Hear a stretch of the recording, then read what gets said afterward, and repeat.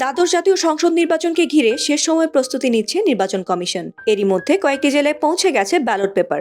পুরোদমে নিজ প্রতীকের প্রচারে ব্যস্ত সময় পার করছেন বিভিন্ন রাজনৈতিক দলের প্রার্থীরা। তবে নির্বাচনে বেশ কিছু আসনে নৌকা ও স্বতন্ত্র প্রার্থীদের মধ্যে সংঘর্ষের আশঙ্কা করছেন রাজনৈতিক বিশ্লেষকরা। অন্যদিকে শান্তিপূর্ণ ভোট আয়োজনে প্রশাসনের মাথা ব্যথার কারণ হয়ে দাঁড়িয়েছে বিএনপি নির্বাচন বিরোধী কর্মসূচি।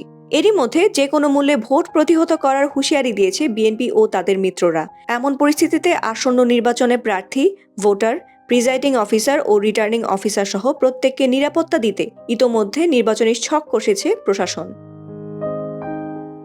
পুলিশ সদর দপ্তর সূত্রে জানা যায়, নির্বাচনে সেনাবাহিনী, বিজিবি, আনসার, র্যাব সদস্যরা মাঠে থাকলেও নিরাপত্তার মূল দায়িত্ব থাকবে পুলিশের ওপর। এই নির্বাচন সুষ্ঠুভাবে সম্পন্ন করার জন্য মাঠে থাকবে পুলিশের 1,75,000 সদস্য। নির্বাচনী দায়িত্ব পালনের জন্য অধিকাংশ জায়গায় বিরতিহীনভাবে ডিউটি থাকবে পুলিশ সদস্যদের। আবার কিছু জায়গায় থাকবে শিফটিং ও মোবাইল পেট্রোলিং। নিশ্ছিদ্র নিরাপত্তা দিতে পুলিশ সদস্যরা নিজেদের ও অন্যান্য বাহিনীদের সঙ্গে সমন্বয় করে কাজ করবেন। পুলিশ জানায়, নির্বাচনের 2-1 দিন আগ থেকে মাঠে নির্বাচনের দায়িত্ব পালন করবেন পুলিশ সদস্যরা। নির্বাচন শেষ হওয়ার পরেও 2-3 দিন পর পর্যন্ত মাঠে থাকবেন তারা। নির্বাচনী দায়িত্ব পালনের সময় পুলিশ সদস্যরা রিটার্নিং অফিসারের কার্যালয়, সহকারী রিটার্নিং অফিসারের কার্যালয়, কেন্দ্রে ব্যালট ও ব্যালট বাক্স আনা নেওয়া, নির্বাচনী কেন্দ্রে সব জায়গায় পুলিশ দায়িত্ব পালন করবে। এছাড়া অতি প্রয়োজন এবং একান্তই পারিবারিক কোনো সমস্যা না থাকলে কাউকেই ছুটি দেওয়া হচ্ছে না।